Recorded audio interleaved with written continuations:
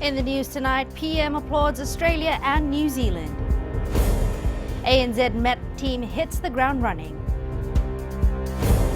And FBC to broadcast Fiji versus All Blacks test.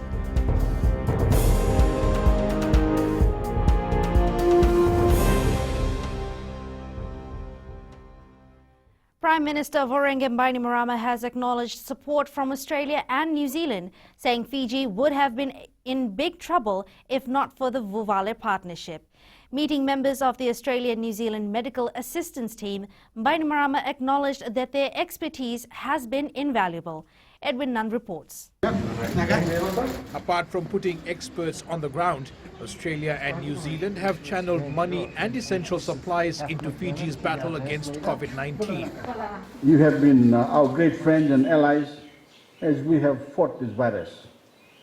Frankly, we would be in dire straits without the help that Australia and New Zealand have given us. Vuvale is not just thoughts and prayers, press statements and tweets, it's action every day to take the challenge that COVID-19 poses to Fiji and our region. It is a tangible sign of the partnership between our three countries and the strength of that partnership. And it is entirely fitting that in your time of need, New Zealand and Australia respond. By next week, the two countries will have shipped over 500,000 doses of the AstraZeneca vaccine, and by early August, another 300,000, enough to cover Fiji's target population. From the lines of the drive-through here at Albert Park to the increasing number of vaccinations by the Ministry of Health to support from religious community and political leaders. It shows that Fijians are wise and know what they must do for themselves and for each other. New Zealand's assistance to Fiji is not simply about the amount of money that we spend or how many ambulances roll off ships and planes. It's about support to real people with real problems, life-threatening problems, and doing so in real time. Bainimarama has reminded Fijians that their actions now will determine how soon Fiji can overcome the second wave of the outbreak. We are social people who enjoy our kava, enjoy our community gatherings and religious services and sports events. But our best future cannot be achieved without some sacrifices right now. Fiji has had over 12,000 cases since March last year. Edwin Nund, FBC News. The second NZ MAT team arrived yesterday in the country.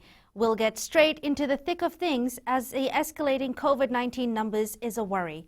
Team Bravo, which comprises 14 medical personnel from Australia and New Zealand, and 3 liaison officers will be based in Suva for more than a month.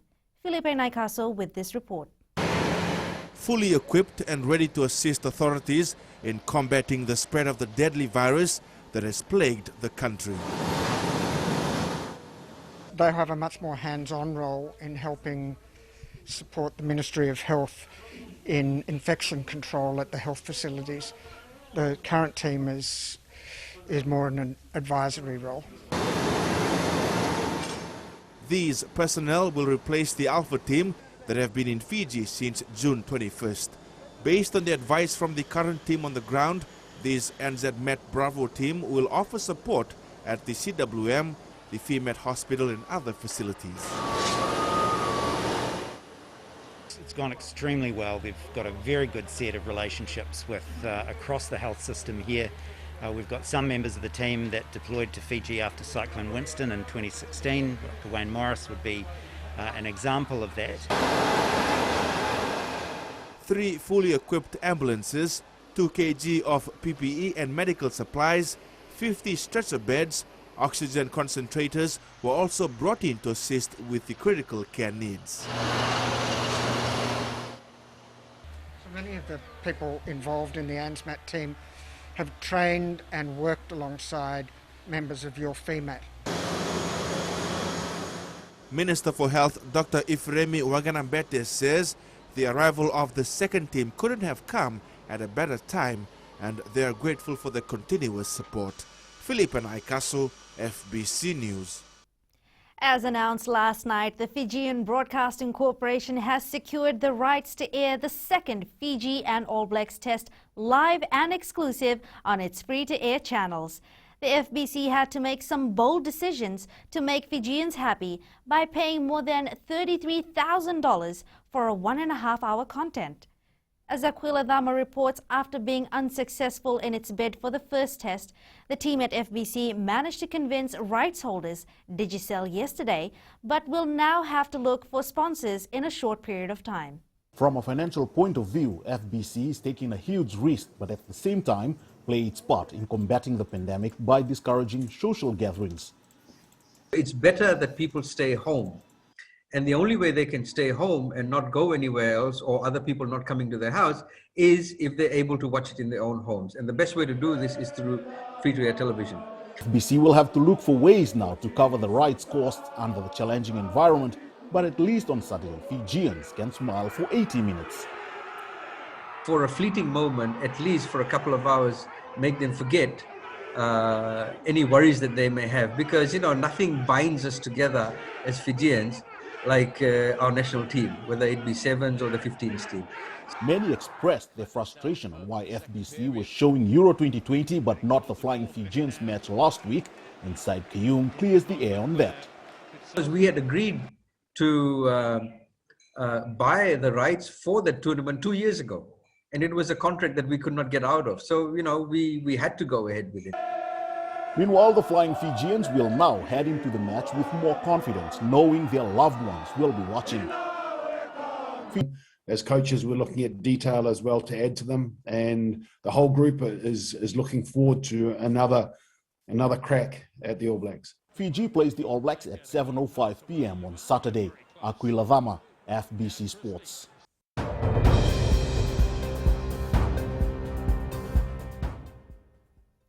And to our latest COVID-19 update, Fiji recorded 634 new COVID-19 infections for the period ending at 8 a.m. yesterday. The Health Ministry has recorded 10 deaths in the last 6 days. Fiji has recorded 12,596 cases since April of this year. There are now 10,033 active cases in isolation, with 2,535 recoveries in total. The COVID-19 death toll now stands at 69. The vaccination campaign also continues around the country. As of yesterday, 377,906 individuals, or 64.4% of the population, has received their first dose of the AstraZeneca vaccine. 73,251 individuals, or 12.5%, have received their second dose. The 5 most vaccinated areas include Mba, Nandi, the Nandrunga and Naitasiri provinces, and Nosori. Up ahead, Health Ministry works on clout situations. And Northerners want import duty reprieve.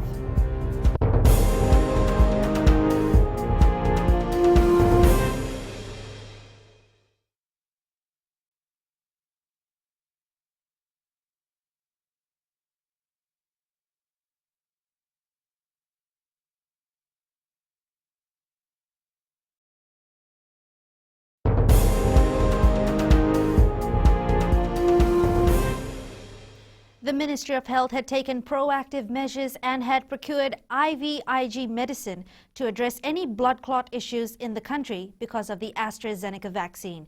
Vaccination Task Force head Dr. Rachel Devi says following blood clot claims in overseas countries, the ministry had prepared itself to be able to address the blood clot issue associated with the vaccine if recognized any. Kritika Kumar reports.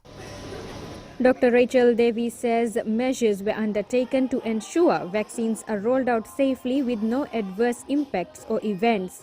With that, we needed to procure this particular medications. So we've done that. We've got them in the country, and we have enough of it. And we needed to be proactive in that context, and this was endorsed by the task force. The ministry has also investigated some deaths, which was claimed to be because of the vaccine. However, this was ruled out. We had investigated a few deaths earlier on that people claimed was from the vaccine.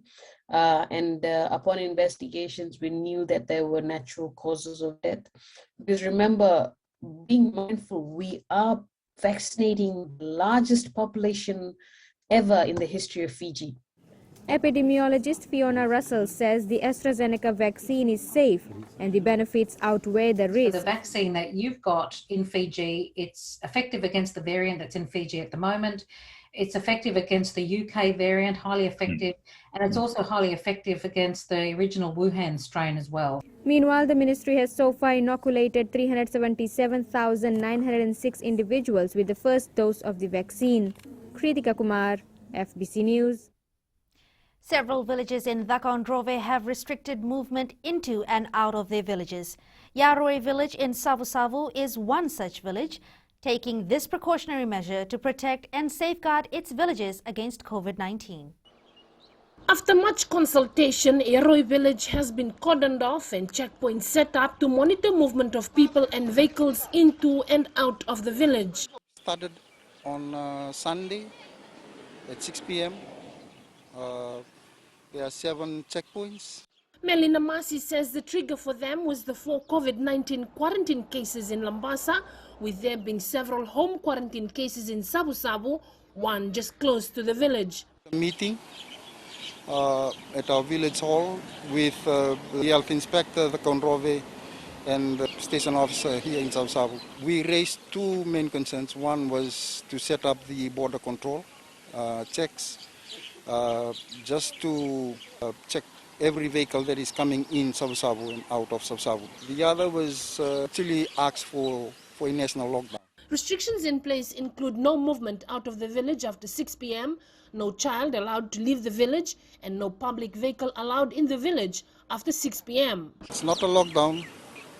It's just a precaution measure being taken by the committee that was set up to look after the welfare of the people in the village. The village committee is working closely with the provincial administrator's office, the Ministry of Health and Savu Police to ensure the adherence to COVID safety protocols. Eleanor Turangeview, FBC News.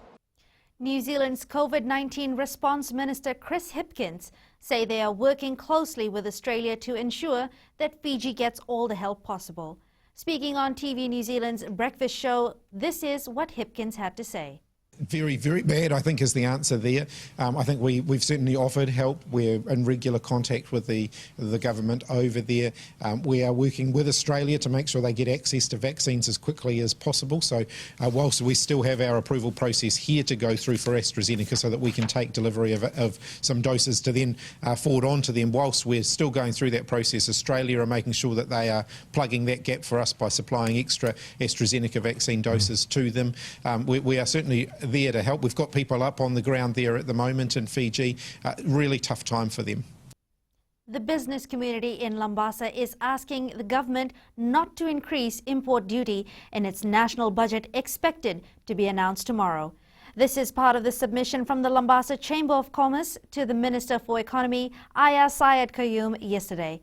Eleanor Turangeview reports. The Lambasa Chamber of Commerce is requesting government not to increase import duty in its next financial year, as the country's economy is already suffering and jobs lost due to the current pandemic. There is no spending power. If the duty goes up and if the prices are high, definitely all the sales will be down. So in that way, the business community is going to lose, as well as the government too, in their VAT and their tax revenue.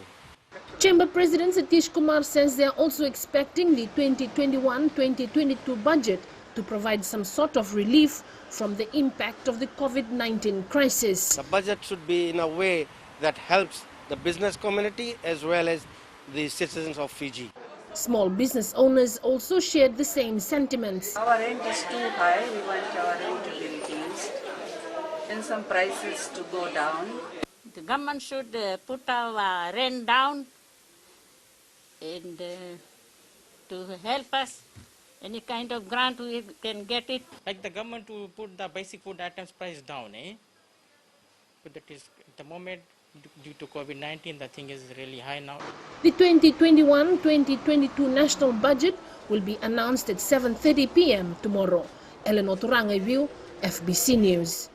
The Electoral Commission this morning conducted a ball draw to determine the first 3-digit numbers that will appear on the ballot paper for the next general election.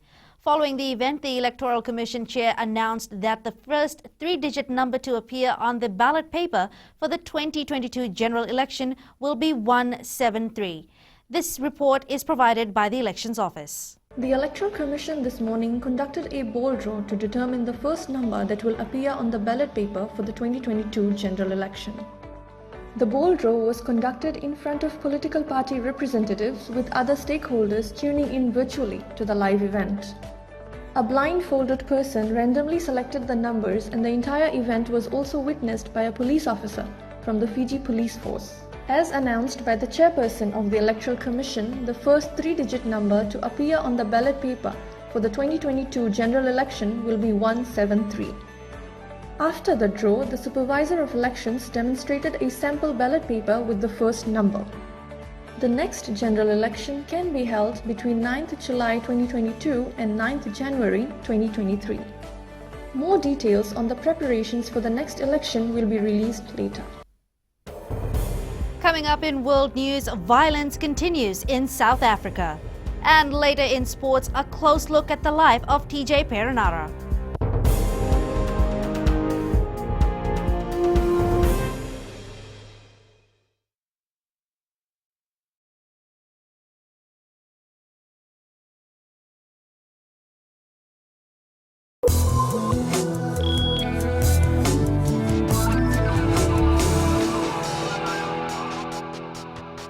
The Fijian Competition and Consumer Commission is currently reviewing a formal submission made by the Fiji Sugar Corporation on a proposed increase in the price of sugar. As a result, the FCCC is inviting the public to actively participate in this review by providing their views, comments and suggestions. The FCCC says given the current movement restrictions and health and safety measures in place, it is preferred that submissions can be made in writing via email. Submissions can also be sent via postal mail. All submissions must reach FCCC by July 30th. Care Fiji commitment approved operators whose entire teams are now fully vaccinated can now access a new communication tool. The 100% vaccinated stamp will confirm this important safety measure. Tourism Fiji Director of Marketing Emma Campbell says this new feature will be displayed concurrently with the CFC logo to identify businesses that are CFC approved and have had their staff fully vaccinated. Campbell says they want to ensure safe yet seamless travel in the new normal, and vaccination is a way to foster their collective responsibility in ensuring safety for both operators and consumers throughout the pandemic. Campbell says the vaccination toolkit will help the tourism industry communicate and celebrate the amazing progress that Fiji is making in rolling out vaccinations. Here are the local exchange rates as set early this morning. The Fiji dollar rose versus the major international currencies such as the Chinese yuan, US greenback and the PNG kina, but declined against our two major trading partners, the Aussie and Kiwi dollars, as well as the euro and the Japanese yen. Prices were mixed on the commodities market. Crude oil dropped a few dollars to close at $72 a barrel. Gold rose to close at $1,828 per ounce, and silver was up at $26 to $37 an ounce. Time to join Sharon for the very latest of the day's happenings. The Kiwi dollar was in high demand after the Reserve Bank of New Zealand announced a halt to its pandemic-induced quantitative easing program yesterday. The market is now betting that a rate hike for New Zealand was now in the cards by as early as August this year. In Australia, data released today showed their unemployment rate has fallen to 4.9%, declining for 8 months in a row. Employment was 1.2% higher last month compared to the start of the pandemic, with about 30,000 jobs created in June. Meanwhile, the US dollar trimmed recent gains after Federal Reserve Chair Jerome Powell pledged a powerful support to complete the US economic recovery. In his testimony to the Congress, Powell said he is confident that the recent price hikes are associated with the country's post-pandemic reopening and will soon fade away. And that's all from your HFC Bank for now. Vinaka.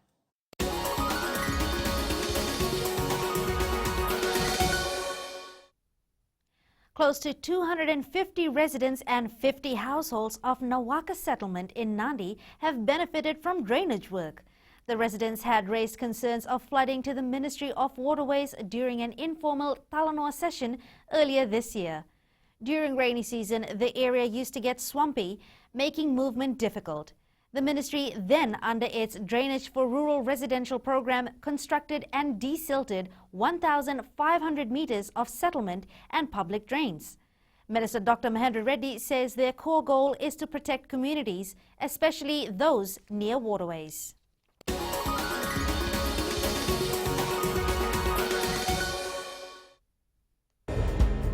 Coming up after the break, man not giving up with farming or studies.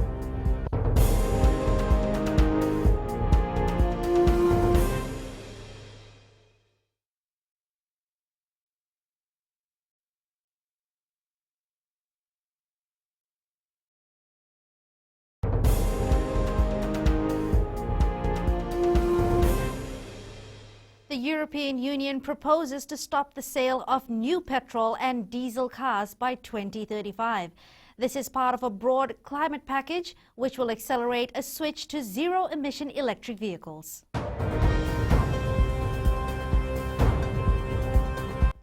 After resigning from his air terminal services last year to pursue his theological studies, a Sambeto man ventured into farming to help sustain his family during this hard time. For more than a year now, Semi has been enjoying his time at the farm as he also balances his studies. Felipe Naikaso has more.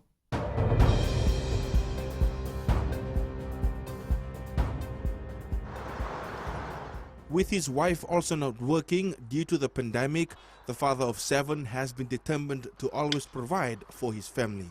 What I'm doing now is just doing some farming, and for the moment I'm just doing farming for the family for everyday living. For the past year, the 40-year-old will mostly be found either studying or in the farm.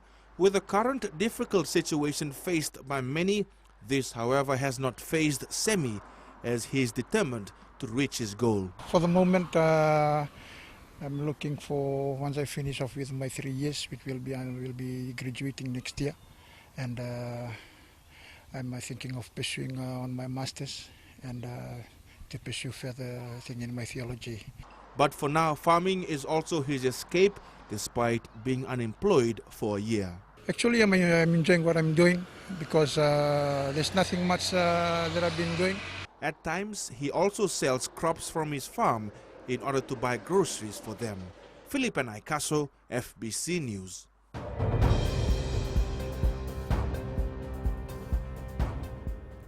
Despite living in a makeshift tent for the past 21 years, a family of 6 in Naitonitoni Beach Road in Navua is living in the hope that their situation will improve one day.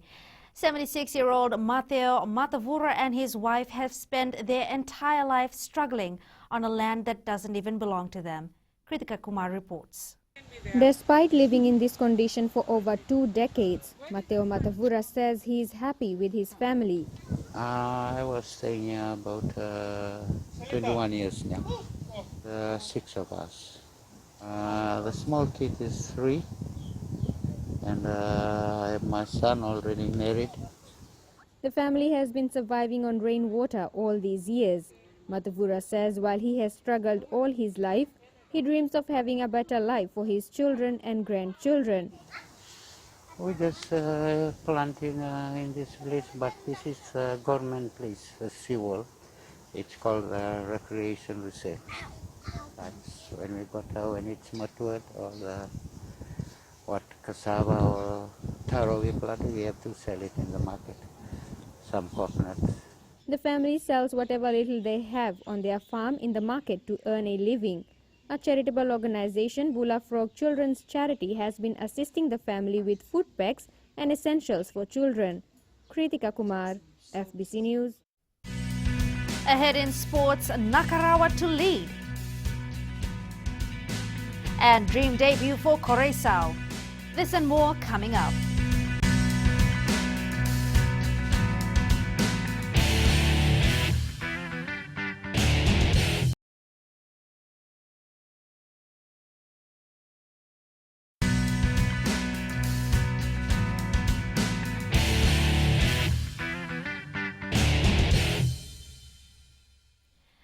Leone Nakarawa will lead the Flying Fijians against the All Blacks in their final test match on Saturday in Hamilton.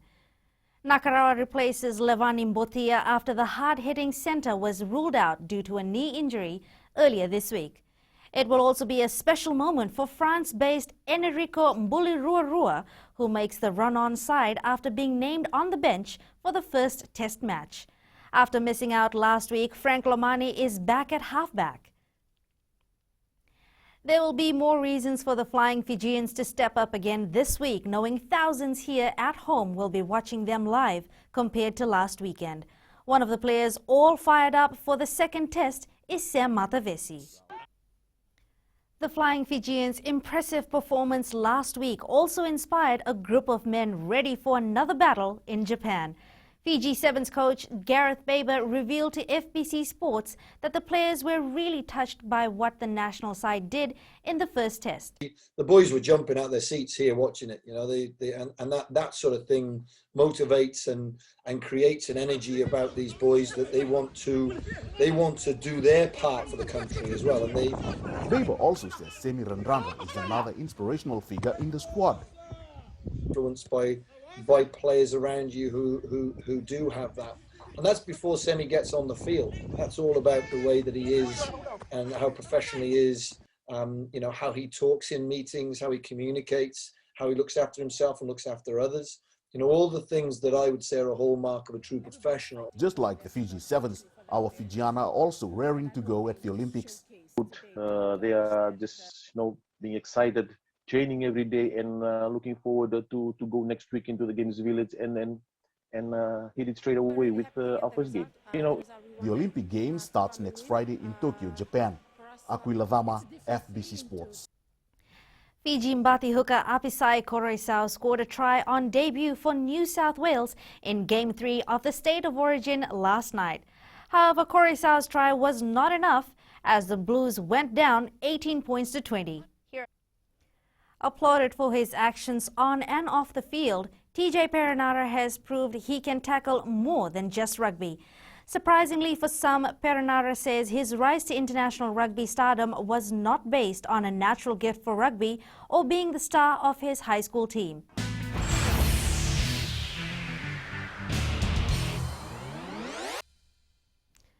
Defending champion Tadej Pogačar took a sublime victory atop on stage 17 of the Tour de France to extend his lead in the yellow jersey. The Slovenian 22 kicked clear of Jonas Vingegaard and Richard Carapaz with 150 meters to go to win his 5th Tour stage overall and 2nd of 2021.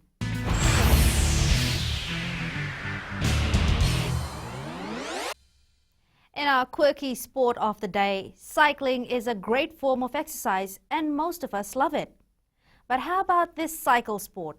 Check it out.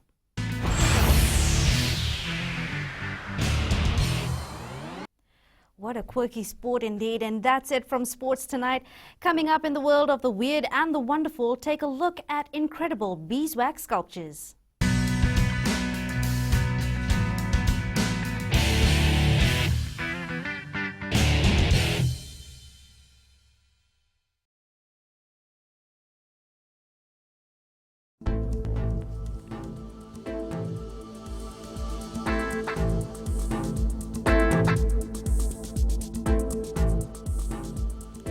A trough of low pressure lies over the eastern parts of the group and is gradually moving east. Associated clouds and showers are affecting parts of the country. In the west, mostly cloudy, fine apart from possible afternoon and evening showers. Eastwards from Pacific Harbour to Suva, cloudy with some showers. Showers expected to ease from tomorrow. And up north, cloudy and humid with some showers. At sea, moderate to rough seas. And turning to the tides, the next high tide is at 10:50 p.m.